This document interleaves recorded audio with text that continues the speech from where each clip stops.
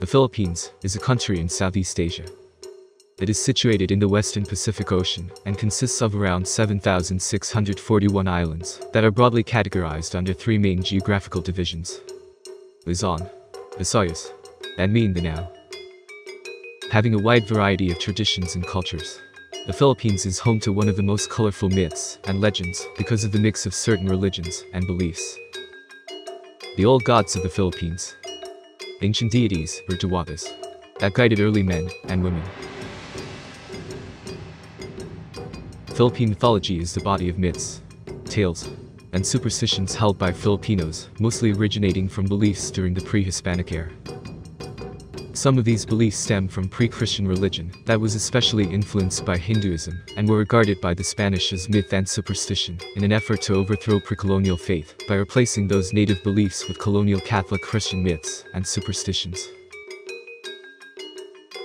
Today, some of these pre-colonial beliefs are still held by Filipinos, especially in the provinces. It has been incorporated from various sources, having similarities with Indonesian and Malaysian myths, as well as Christian traditions, such as the notion of heaven, hell, and the human soul.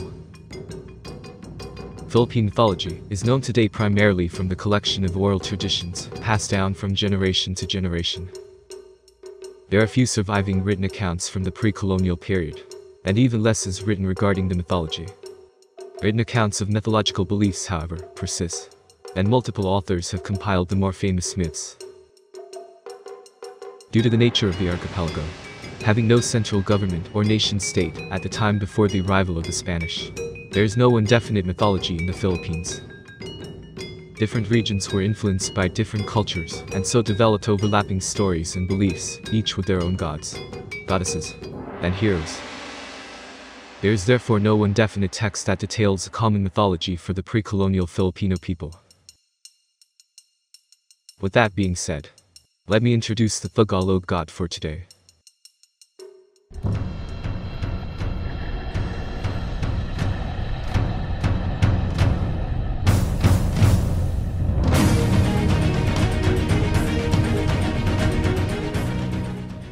Aplaki, the god of the sun and war, patron of warriors.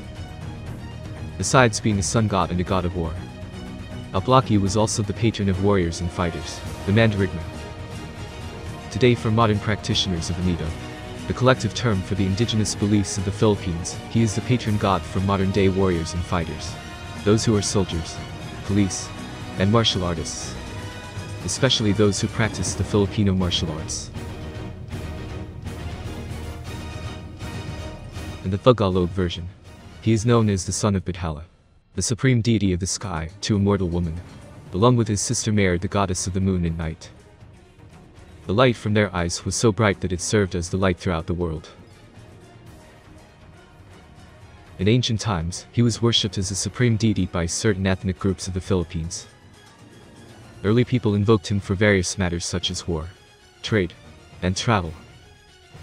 They offered oils, incenses, and other aromatic herbs to his idol. Slaves and other animals were also sacrificed in his honor. Unfortunately, just like any old god in the country, written works of his feats, qualities, and deeds are scarce, and not to mention, very confusing, due to overlapping of information based on origin and ethnicity. The most popular tale, however, is his quarrel with his sister Mare.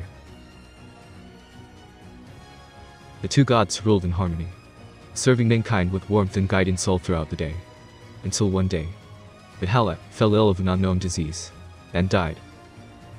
Bathala died without leaving a will. Aplaki wanted to rule the earth alone, for he prides himself as a war god, while Mare insisted on equal rights. The argument quickly escalated into a vicious fight. With neither of the gods willing to back down, it led to a point that the two were already fighting to the death. The two gods fought long and hard, with each attack intended to destroy the other. Eventually, the victor was concluded. Aplaki picked up a wooden sword and managed to slip a blow directly on Mare's eye. Her left eye was permanently blinded after receiving her brother's full power.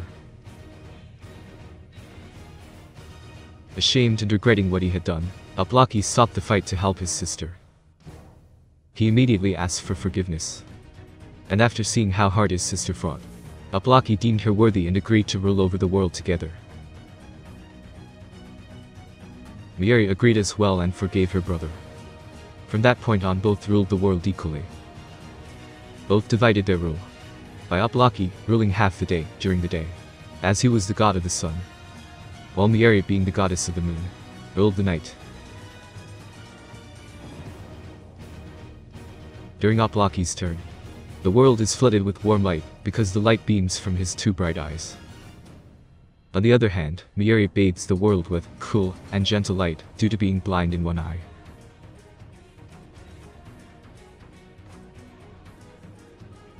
Did you find this god interesting? Do you have something to add to the story? If yes, please comment it down below. I really enjoyed making this. If you enjoyed it as well, please like the video and subscribe to my channel. That's all for today. See you in a couple of days. Peace.